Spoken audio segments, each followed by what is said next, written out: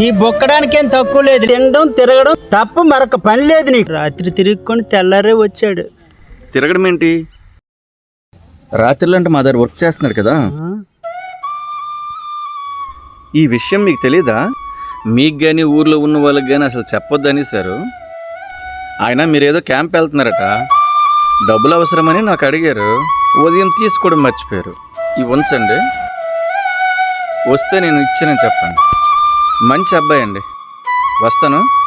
మావాడు మాతో ఎందుకు చెప్పొద్దు అన్నాడో చెప్తారా? ప్రతిరోజు తిడుతుంటారట కదా.